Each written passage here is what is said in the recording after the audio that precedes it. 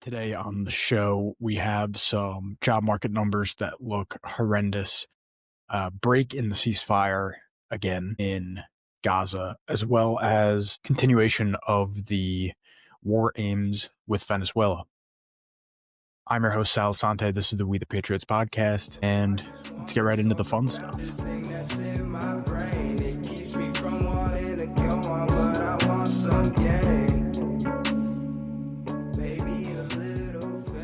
So I apologize for not releasing a show last week. I had to go on a little trip with Pops and just didn't find the time to make it. Didn't feel like rushing it out. So today we got to go over quite a few things that were kind of left untouched by myself, both in the last show and in the interim here between the shows. So without any further groveling, let's get right into the economy because things are not looking great. So first I want to start with a post that went at least pretty viral in my circles. I don't know about you guys, but there was a post going around, I believe it was on X and Instagram. I could be wrong about that, but claiming that Black Friday sales were up a decent amount year over year. However, almost all of them were completed on debt, not being paid for in cash and whatnot. Black Friday and Cyber Monday and all that crap. And I just want to throw it out there that that specific metric is not really anything scary per se. Basically, everybody that I know and everybody I think that has a conscience is not going to be using their debit card on purchases, especially online anymore. So when it comes to spending online, everybody's going to want the reward points for using their credit cards and stuff like that. And purchasing with debt included in that umbrella, of course, is using a credit card. So and that number in and of itself is not actually scary, but the scary numbers are the underlying employment numbers that have been coming out. And as I've been talking over this entire year, when it comes to looking at the stock market, looking at the S&P 500, which is the biggest metric for most people, using that as a metric is not really going to identify economic issues. If anything, during economic downturns, it's very possible that the asset values of these large corporations is going up. They're swallowing up a lot of the people's money and whatnot. Not using that as an indicator, as I've been saying all year and probably the entire existence of this show, is important when you're looking back and looking to see if there is a verifiable downturn in the economy.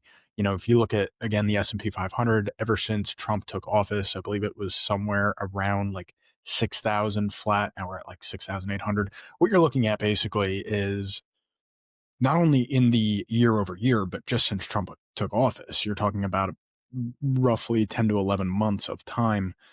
You're up over 10% in increases in the stock market. And that's why I think that it's not a great metric, because I think anybody in the country could tell you that, well, anybody who's not massively rich already can tell you that economically speaking, it is a tough time here in the country. There are tons of layoffs, which we're going to talk about. Inflation continues. It's not like prices are going down. So affordability around the country, as I talked about in one of our most recent episodes, is really low. The economic health of the country is really not that great when it really comes down to the bare bones of it. The stock market is not going to be representative of that. Big story that came out was just the amount of layoffs that have been happening around the country. Totaling right now, what I've been able to come up with is something like 1.2 almost million layoffs just this year. It's the highest total since 2020, and there's more planned cuts even for December. Private sector itself fell by over 30,000 jobs. That may not seem like a large number, but generally speaking, when you're talking about layoffs, you're talking about big companies. So when you see even small businesses or, non-public entities actually using layoffs as a strategy to try to save money, to try to stay economically afloat as a business, it is a huge indicator, regardless of how many jobs. You want to see that private sector increasing in terms of their hiring, not decreasing by 30,000. So that's one of the indicators that is pretty scary. Now, the tech industry is taking this the hardest. They're somewhere around 1 to 1.1 million of those job losses. And major cuts are coming from companies like UPS, Amazon, Target, Meta. All these companies have something like almost 100,000 combined cuts in their in their jobs across the last several months. Now, unemployment claims are the second highest ticker, and they have now gone down as low as the 2009 lows, if not lower. And what that means is it is the biggest downturn that we've seen since possibly the Great Depression. And those are scary numbers. Again, if you're just looking at something like the stock market, you're not going to be able to garner this kind of analysis on the economy because the stock market continues to be high. If you look at like the response of 2020 was that those big companies, when everybody started to sell off and everybody was scared, it's an emergency, all this and the other thing, the big companies swept down and took up basically all of the sales of everything, and their numbers shot up. I believe if you look at the 3 years post-COVID, most companies were up over 100% since 2019. So those big companies got way, way richer while the rest of us remained about the same. If not, we got poor, we lost our jobs. And this is where I think the real crisis is coming in. If our numbers, if our job loss numbers, if our unemployment numbers, unemployment claims, if all of these are not only above 2020, but actually surpassing the numbers from 2009, I think we are in a big problem. And that's really what I think is going on right now. We'll have to keep an eye out. This is layoff time when you look at, mid to late fall and heading into the winter, end of Q3 going into Q4 is layoff time, so to speak, in the economy here in the United States, at least. The rebound coming sometime around February, March of next year is going to be another key indicator. If those numbers are really low, if inflation has not been significantly decreased, and I'm talking about probably reversed, not just decreased down to 1-2%, and then we're most likely looking at a really tough spot in the economy, possibly leading to something like a recession.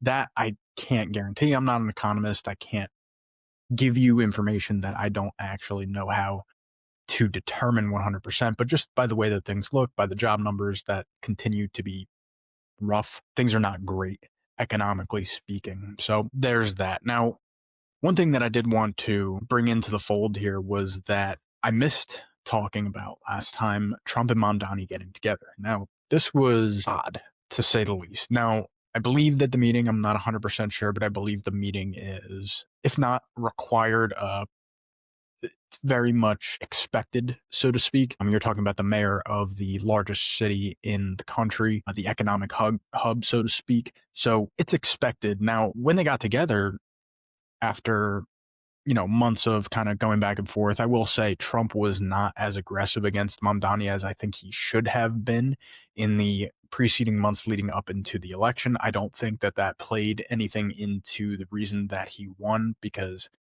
his campaign was honestly run well compared to someone like Sliwa, who was a complete non-contender, and Cuomo, who just shouldn't be in the race. Mamdani seemed like a real person. Mamdani was down to earth.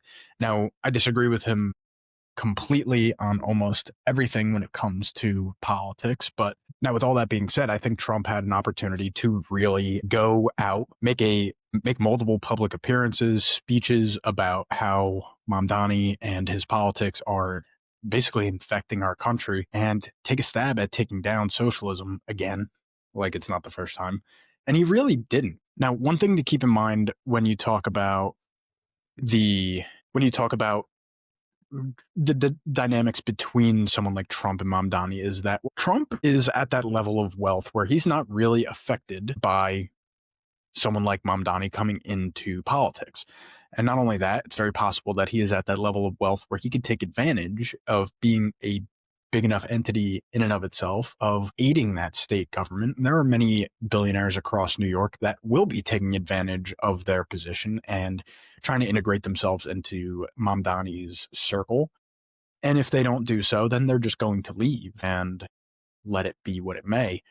However, when you are in that position, you also need to look at how Trump really carried his politics all the way up until his run in 2016. He was not a Republican. I even make the case that even today he is not a Republican. He is his own entity. And with that comes a lot of, we'll say, liberal leaning tendencies. He's a very blue blood. He's, does whatever he needs to do to get his deal done, to get his hotel built, to get whatever business he wants to get running.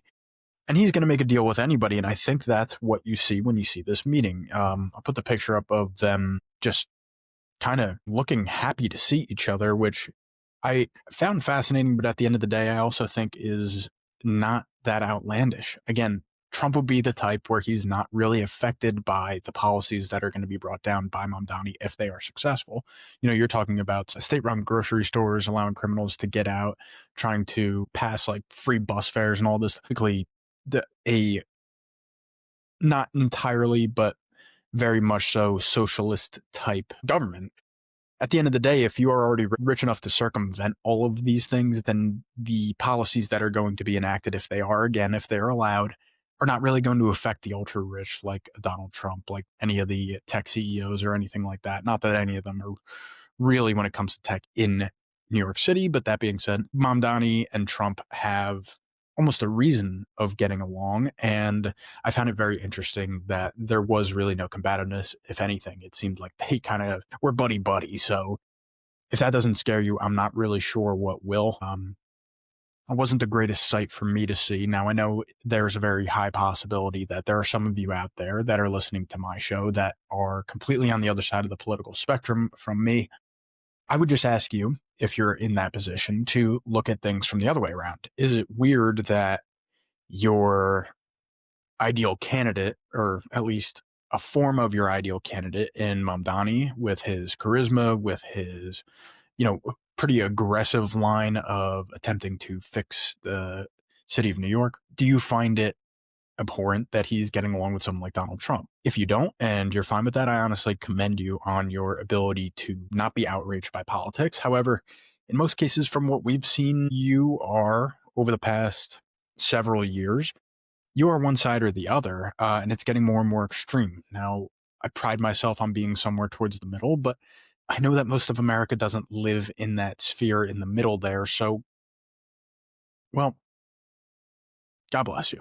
Is all I could say. God bless all of you. I hope the best. I don't think that this experiment with Mamdani is going to go fantastically. Now, what I do think is going to happen is that probably a lot of the courts and or the local politicians are going to stifle what he is trying to put in. In that case, I honestly think that he has an even better chance of getting reelected. So all I'm hoping is that he's allowed to just run amok in that city. Even though I'm from New Jersey, I like traveling to the city now and then. I am fine staying away from the city until his term is up. I would just rather see it go to hell in a handbasket, see that city just fall to absolute demise and pick up the pieces with someone who actually has an idea of what to do, rather than making everything free and ordering people what to do while allowing criminals to roam the streets without really any repercussions. So moving on, the Epstein file thing is interesting.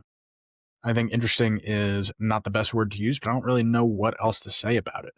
They recently passed that Epstein Files Transparency Act that was supposed to give them 30 days to release these files. And that was in November, towards the end of it, I want to say in November 20-something. So with that being said, we have about a couple of weeks until that due date is coming up. And with all of that going on, U.S. military actions in Venezuela have actually been increasing. Now, the reason that I'm connecting these two things is that for a long time now, especially when it comes to media that is decentralized, non-Fox News, non-CNN, non-NBC, like news that is coming from sources like yours truly, like Tucker Carlson, even Ben Shapiro before he got swallowed up. There was a pretty strong sentiment that you have to be wary as someone who's paying attention to politics in the United States about when politicians are trying to pull the wool over your head. Now, in this case, what I think is happening is a combination of a few things. Number one is that the Epstein files cannot get released. If I had to guess, there are way too many people that are compromised, both at the government level, the business level, and more than likely around the world, not just here in the United States. And it would compromise a lot of very powerful people. And I do not think that the files are going to be allowed to get released in a way that is actually transparent. I think there's going to be redactions, like I talked about when I last talked about this maybe a few weeks ago, there's going to be redactions that make it unreadable. You're not going to be able to determine who's who. They're going to be, there's a few different things at play here. Let me take an aside. Number one, they're going to claim the sources and methods. Now, sources and methods has been an excuse for intelligence agencies not to release files on damning events, something like the Epstein case, for decades, ever since they existed, really. Now, sources and methods is a weird way to defend this because we need to have a pedophile ring to keep our politicians and our high business leaders in line. That seems a little bit outlandish, but either way, they're not going to allow that. And then on top of that, the other excuse that was floated out there that we can't leave it unredacted is that you need to protect the victims. Well, protecting the victims hasn't worked out too well anyway, I would argue. Every time that a victim comes out, now this most recent press conference that they did a few months ago that I talked about when they came out, basically demanded clarity, but didn't name any names, didn't put anybody out there. I don't think that that is any issue. If anything, I think that was probably in coordination with somebody in government, if not heavy government influence in that. But anytime that someone comes out and names a name, anybody that comes out and points to the demonic nature of what occurred with Epstein, anytime that that happens, in a lot of cases, you see that person is no longer living within a few months of those statements. So really, protecting people or not, you as the government have not been doing it at all. And I think that's plain to see from most Americans' point of view. So if that's the case, then really doesn't matter what you do. And I think that it would be right, and it is important for you as the politicians to release these files and clear your own name, for God's sake, whether it's Donald Trump, whether it is, Speaker of the House, Mike Johnson, whether it's anybody, really.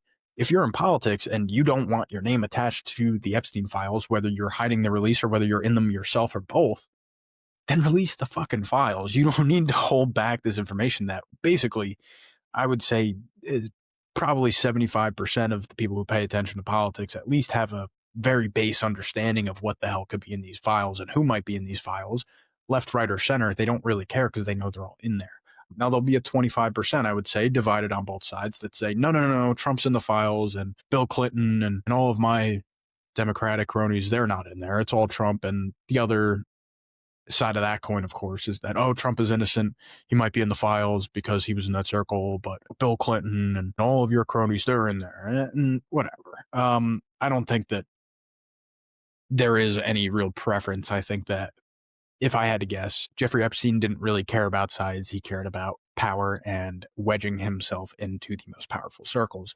And in that case, release it all. Now, when it comes to this Venezuela thing, I think that that's a portion of it, trying to hide and subvert this story. And I also think when it comes to the other part, not just using it as the piece of wool to pull over your head. I think the other side of it as well is that we have a massive, massive military spending budget. And at this point, it's not really getting used, I think, to its potential. And if I had to guess, there are people in the Pentagon and in the War Department that want to use those funds for war. Now, renaming this Department of Defense to the Department of War, not that it hasn't been named that in the past, so I don't want to say that this is all Trump's doing, but given the fact that it has changed the name, it kind of, in a way, puts the spotlight on the fact that you're trying to go to war. You're trying to use these funds for war. You're not just trying to use these funds for defense. At least when it was named the Department of Defense, you have that veil of trying to show that, it's for defense. We're not just going to war. We're not provoking any wars. We want to defend ourselves. And when it's the Department of War, you have a lot harder time justifying that because you have a Department of War and a war secretary in Pete Hegseth. Now, everything that's been going on when it comes to bombing the boats, I know I already talked about this in a previous episode, but it's absolutely ridiculous. These people are in international waters, sometimes as close as 50 to 100 miles away from Venezuela, and they're getting bombed out of the sky. In most cases, these boats weren't heading, or at least allegedly, weren't heading to the United States, and there hasn't been any proof provided by the White House or the Department of War, Pete Hegseth, or anybody, providing any evidence that these weren't carrying drugs, carrying fentanyl. They are just bombing these people. The big story that came out was that there was a double tap meaning that they bombed a boat, saw that there were survivors, and then bombed it again.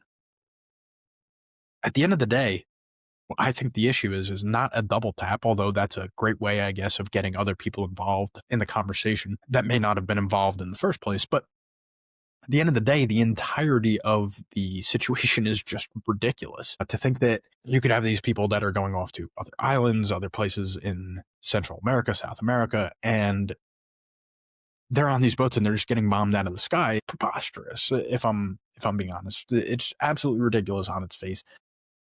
And then really, if you look at it, if international law was to be followed, all of these strikes, whether it's a first time hit or a double tap or however many times they end up sending a bomb, all of these are falling into going against the international law as it stands. Now, international law has a bit of an issue where there's nobody to enforce it. If you have nobody to enforce the law, then it's not really a law and you could do whatever you want. And I think the United States performing something like a double tap or just bombing these boats in general without actually IDing, without actually discovering what is on those boats, well, they don't really care because they know nobody's going to hold them accountable. And if anything, the United States probably has the most power when it comes to actually determining whether there were violations or not in the international law. So with that being said, all in all, I think there's a combination of things going on. There's probably more than I just mentioned. But number one, I think there is definitely an effort to subvert this Epstein stuff and get people talking about something else, even if that's the United States committing war crimes, because that's a better conversation than,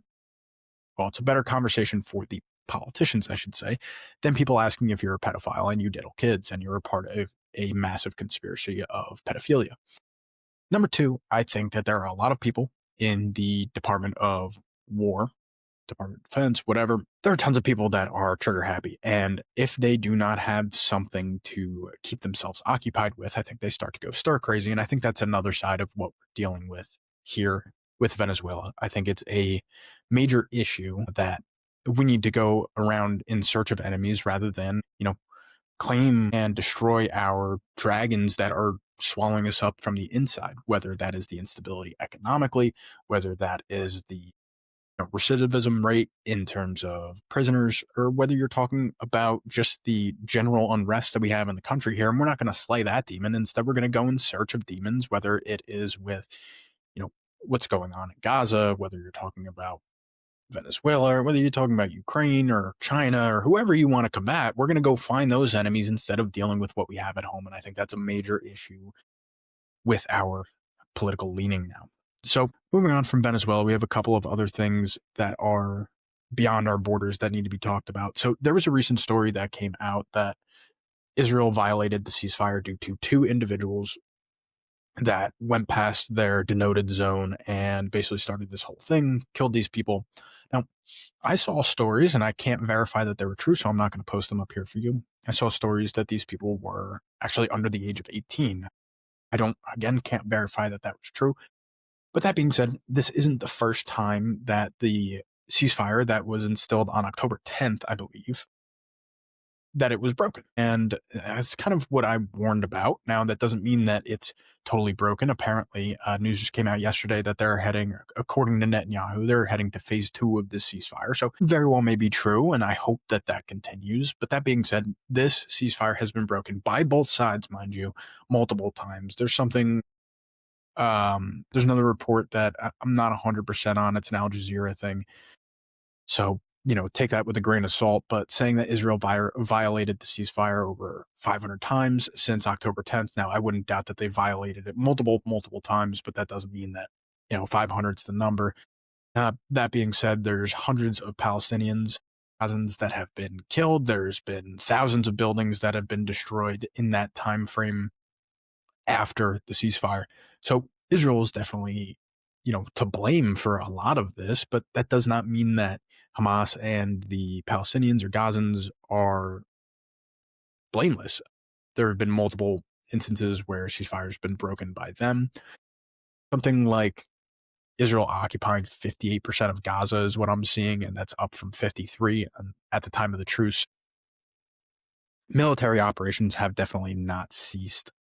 Hoping that whatever this next phase is, I haven't seen any language on what it actually entails. I know there was a huge 10 or 12 point plan or something from Trump in terms of when this was signed, what that's supposed to be. So we'll see if that next phase actually happens, if it breaks, whatever. I don't think that both sides have endless amounts of resources to continue this, so I hope that it's the end. But this never-ending problem is one that I just said is never ending, and I don't think I'm the only one to say that. The best thing for the United States, without a doubt, would be to get away from this. I think that our politicians are too tied up.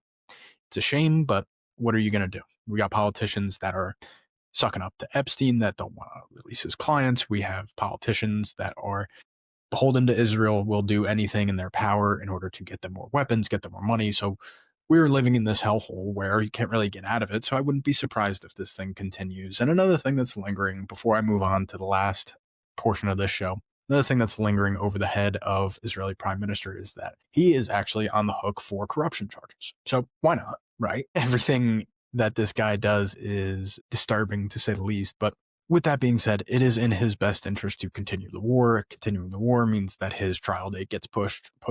He's looked for outside, whether it's international committees or whatnot, in order to clear his name. It doesn't seem like it's going to be happening. So the longer that this war drags out, the longer that he and his wife, probably has kids, so him and his family are going to be safe from prosecution.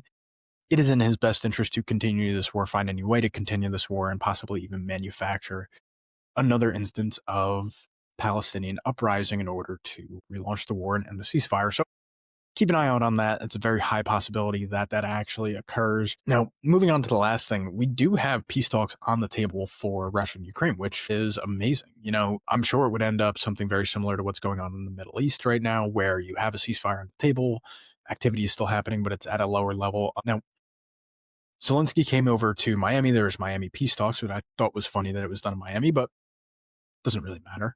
They were talking about a 28-point plan.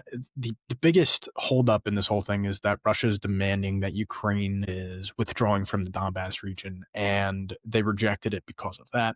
Now, allegedly, this is coming from a few different sources. Allegedly, we have a couple instances of gaining some traction in terms of this peace plan, but it doesn't seem like anything is solid yet. So hopefully what we're seeing is by the end of the year, I'll say Trump, but the Ukrainians and the Russians can be able to come to grips with the fact that this cannot continue much longer. We're going on what will be 4 years, I believe, of a war by February. So if that's the case, I mean, it's time.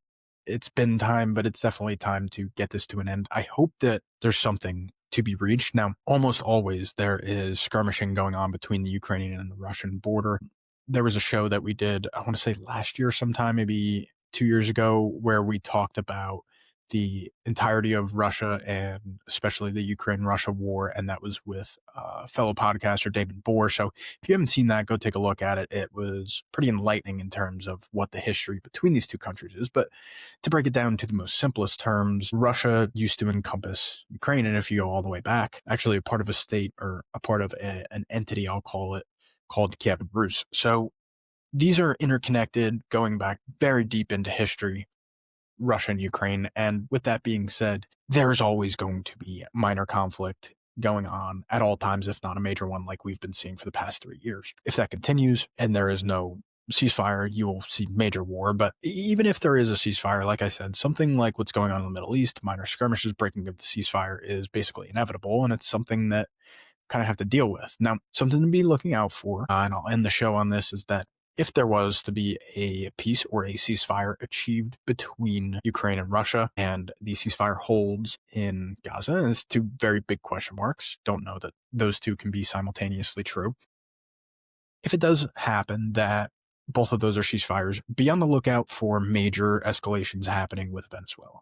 Because for some reason, that seems to be the direction that the Trump administration and their Department of War is heading. And like I said, there's a lot of dormant dollars laying around where, well, if that money doesn't get spent, you got to think about it corporately, right? If that money doesn't get spent, it comes off of next year's budget. So they're going to have to spend some money. Be on the lookout. We may be getting ourselves into a pretty hot mess here soon, and try to stay informed. Try not to be a part of that group that gets taken advantage of and sent over to something that you want nothing to do with. So that's about all I got for you today. Again, I apologize for not having a show last week, but we will be back on for next week. And then soon enough, we will have the holidays. So hope you all stay well, stay warm, and try to make sure you don't lose your job in these times. I'm your host, Sal Assante. This is We the Patriots podcast. Hope you all have a wonderful week. Peace out. I wish I were the fucking state. I wanna be something, not nothing. Trapped inside my dream and I'm running away from these demons. But the feeling's so good, I'ma keep dreaming.